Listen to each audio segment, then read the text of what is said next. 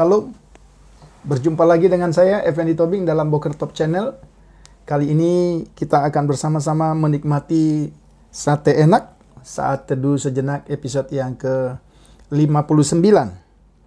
Adapun firman Tuhan yang akan kita baca dan kita renungkan pada hari ini adalah dari Mazmur pasal yang ke-23, ayat yang pertama sampai dengan ayat yang ke-6. Namun pada sesi ini kita hanya akan membahas pada ayat yang pertama sampai dengan ayat yang keempat. Demikian firman Tuhan. Tuhan adalah gembalaku, takkan kekurangan aku. Ia membaringkan aku di padang yang berumput hijau. Ia membimbing aku ke air yang tenang. Ia menyegarkan jiwaku. Ia menuntun aku di jalan yang benar oleh karena namanya. Sekalipun aku berjalan dalam lembah kekelaman, aku tidak takut bahaya, sebab Engkau besertaku.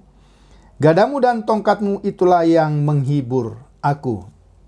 Saudara yang saya kasihi dalam Tuhan Yesus Kristus, ketika kita membaca Mazmur ini, satu Mazmur yang sangat familiar, Mazmur yang begitu banyak kita baca dan kita dengar. Namun ada hal-hal yang perlu kita perhatikan dalam bagian ini. Yang pertama, ketika kita membaca kitab Mazmur, kita bertemu dengan satu gaya bahasa sehingga apa yang dituliskan tentu kita tidak harus mengartikannya secara literal. Tema kita ialah Tuhan Gembala yang baik. Sebagaimana juga terdapat pada statement atau pernyataan Yesus sendiri dalam Yohanes pasal yang ke-10. Namun kita akan melihat ini dalam konteks kitab Mazmur. Ketika kita membaca kitab Mazmur, kita terikat dengan apa yang disebut dengan genre, atau dalam bahasa akademisnya itu berarti jenis sastra dari kitab Mazmur.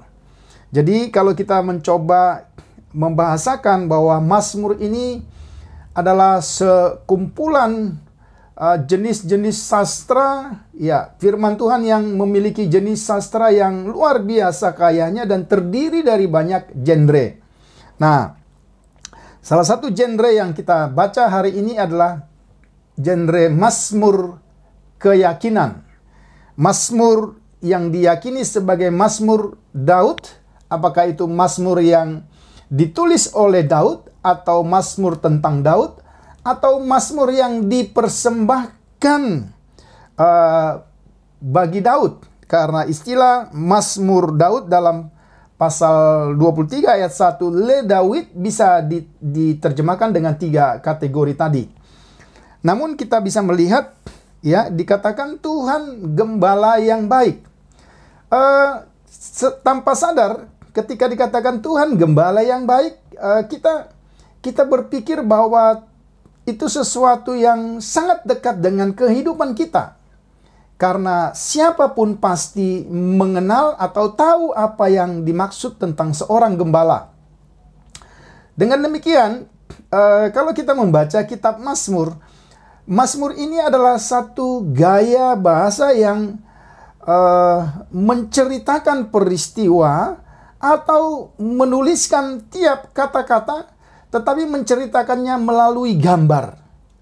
Karena dia menceritakannya melalui gambar, maka kita akan dengan mudah memahami.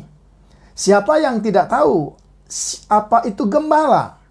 Tetapi sesungguhnya kalau kita mengerti, ini adalah bahasa kiasan tanpa kata seperti atau tanpa kata perbandingan.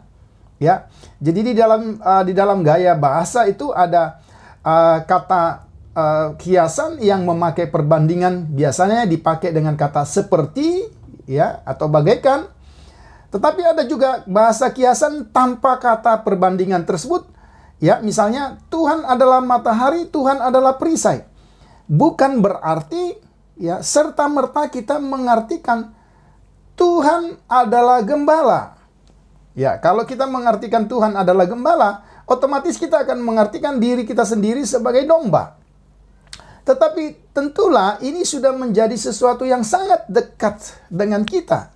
Tanpa kita merasa risih, tanpa kita merasa keberatan, bahwa sesungguhnya Tuhan adalah gembala. Tetapi apa sesungguhnya yang dimaksudkan? Tentu sekali lagi ini bukanlah bahasa literal, tetapi ingin menjelaskan figur seorang gembala atau tanggung jawab pekerjaan sifat seorang gembala.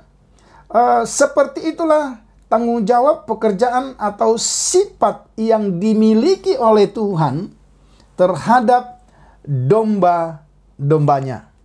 Karena itu kita harus memahami. Jadi ketika dikatakan Tuhan gembala yang baik, kita langsung memikirkan seperti gembala yang memiliki tanggung jawab terhadap domba-dombanya, maka seperti itulah Tuhan terhadap kita sebagai domba-dombanya. Nah, dalam pembacaan ini kita melihat kalau dikatakan Tuhan gembala yang baik, maka dalam ayat yang pertama, sesungguhnya ayat yang pertama ini berangkat dari kesimpulan Tuhan adalah gembalaku. Perhatikan.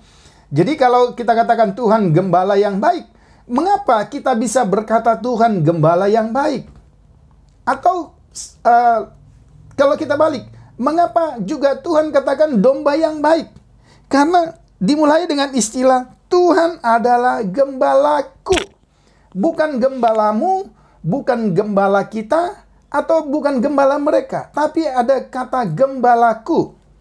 Jadi Tuhan gembala yang baik sebenarnya karena ini dimulai dari relasi yang paling dekat ya, antara gembala dan domba. Kalau kita membaca misalnya dalam kitab Yohanes pasal 10, ya, domba yang baik pasti dia mengenal suara gembalanya, mendengar suara gembalanya. Sebaliknya, gembala yang baik pasti akan memelihara, bahkan memberikan nyawanya sendiri untuk domba-dombanya. Dengan demikian, maka istilah gembalaku, ya. Jadi kalau kita memperhatikan poin pertama bicara tentang Tuhan gembala yang baik, berarti Tuhan yang memiliki relasi yang intim, yang akrab dengan kita sebagai domba-dombanya. Ya. Karena apa? Karena banyak gembala, ya, juga banyak domba. Tetapi belum tentu ya satu gembala sama dengan gembala yang lain. Satu domba sama dengan domba yang lain. Tetapi jelas di sini pemakaian kata Tuhan adalah gembalaku, artinya ya si domba itu sendiri sungguh mengenal gembala itu. Sebaliknya, pastilah juga karena dimulai dari pengenalan gembala terhadap dombanya. Dari pengenalan ini, maka kita bisa melihat Tuhan sebagai gembala yang baik. Yang pertama, ya, dikatakan takkan kekurangan aku. Ini kesimpulan yang nanti kita bisa lihat lebih lanjut. Tanggung jawab gembala yang baik yang pertama, dia menyediakan kebutuhan secara fisik.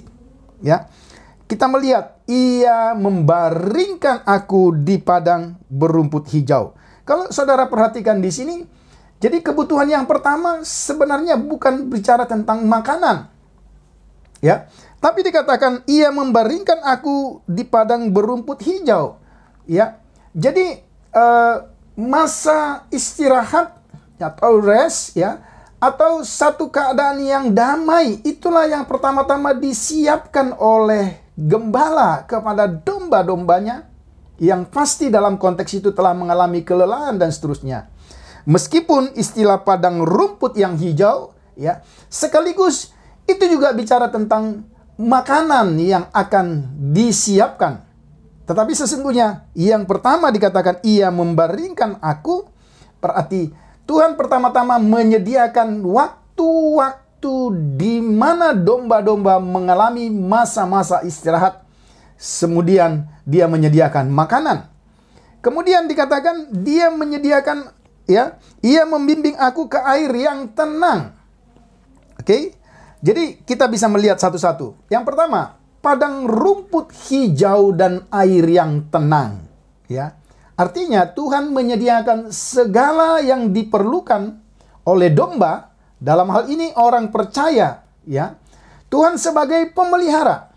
Itu kita bisa bandingkan nanti dalam Matius pasal yang ke-6 ayat 25 sampai 34. Maka kalau Tuhan yang menyediakan, provider, penyedia segala kebutuhan kita, ya, maka ketika kita membaca Matius pasal 6 ayat yang ke-25 sampai 34, kita seharusnya tidak perlu khawatir.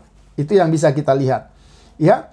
Kemudian gembala itu membimbing domba-dombanya ke air yang tenang, bukan air yang deras, bukan air yang mencelakakan, supaya mereka bisa menikmati waktu-waktu istirahat sambil mereka memuaskan dahaganya dan mereka dapat merasakan kekuatan kembali.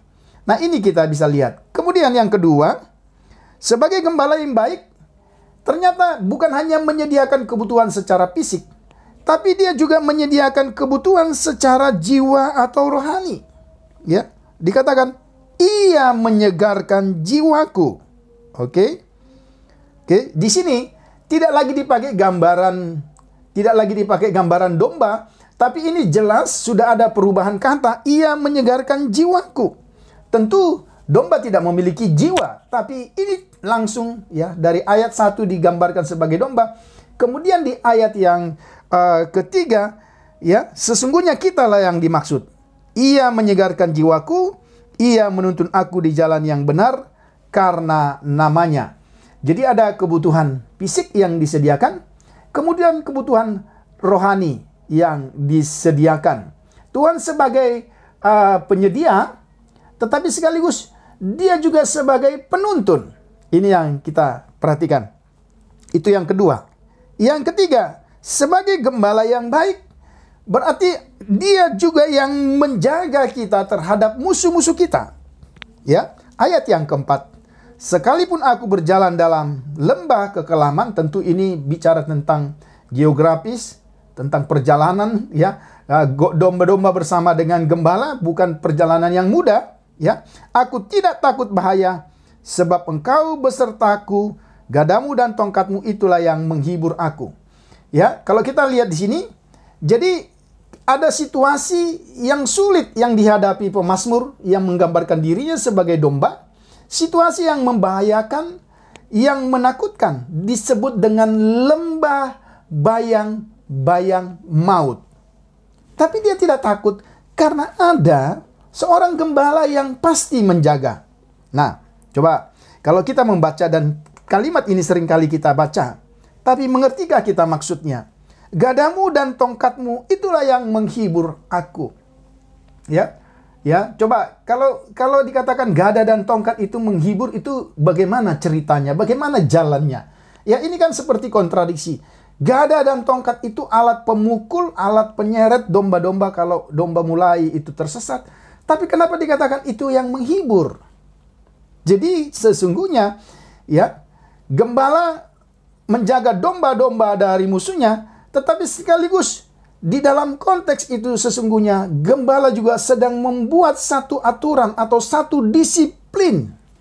Nah, kalau kita mengingat misalnya dalam Ibrani pasal 2, baru kita mengerti ayat ini. Jadi sesungguhnya gada dan tongkat, ya, kalau dikatakan gada dan tongkat itu sebagai alat pelindung, tetapi sekaligus juga alat penuntun, ya. Kalau teman-teman nanti lihat dua gambar yang ada di PPT ini, itu merupakan alat yang membuat domba itu merasa aman. Tetapi bukankah pada waktu domba itu dipukul, dia akan merasa sakit? Ya, ini yang dikatakan Ibrani pasal 12. Ya, ketika ganjaran itu datang, memang itu tidak enak. Itu kita akan merasa sakit. Tapi kemudian hasilnya ketika kita dihajar ya oleh Bapa kita, maka hasilnya rasa sakit itu akan menghasilkan apa yang disebut dengan damai sejahtera. Dalam konteks domba-domba, tentu pendidikan dari Sang Gembala Agung itu akan membawa kita terhindar dari bahaya-bahaya yang ada di sekitar kita. Ini kita lihat, sehingga domba-domba itu tidak tersesat. Nah, sebagai kesimpulan dari firman Tuhan yang singkat ini, maka kita lihat ya, kesimpulannya seperti yang saya katakan ada di dalam ayat yang pertama. Tuhan adalah gembalaku, takkan kekurangan aku. Yang pertama, kita tidak akan merasa kekurangan. Ya. Saudara, jangan berkata aku kurang. Ya, kalau kita coba menyimpulkan Alkitab kita ini tidak akan pernah bicara seperti ini kalau sesungguhnya kita tidak mengalami ya, tidak kekurangan. Ya, seringkali kita merasa kurang, tetapi sesungguhnya bukan merasa kurang, tapi sesungguhnya itu karena melebihi apa yang kita inginkan. Maka kalau kita membaca dalam Perjanjian Baru, khususnya dalam tulisan Paulus, dikatakan ia yang memenuhi segala kebutuhan. Jadi bukan keinginan. Jadi sangat jelas di sini kesimpulannya, aku tidak akan kekurangan. Karena Tuhan Gembala yang baik menyediakan. Kemudian yang kedua, aku tidak takut. Sebab Tuhan besertaku. Artinya, sementara kita berada dalam penggembalaan, sesungguhnya kita senantiasa juga diperhadapkan kepada berbagai tantangan. Sebagaimana yang kita alami hari-hari ini. Kita berada di padang yang mungkin tidak menyenangkan. Tapi ingatlah, gembala yang baik itu bersama dengan kita. Dia menyediakan. Tuhan tidak kehabisan cara untuk menyediakan makanan bagi kita, domba-dombanya. Dan kemudian, Tuhan tidak kekurangan kuasa untuk melindungi kita dari tiap mara bahaya yang sementara berada di sekitar kita. Tapi, maukah kita tunduk? Maukah kita dengar-dengaran? Maukah kita taat kepada disiplin Sang Gembala yang baik itu? Kiranya bagian firman Tuhan yang singkat ini boleh menjadi berkat bagi saudara-saudara dimanapun menyaksikan tayangan ini. Tuhan Yesus memberkati. Salam.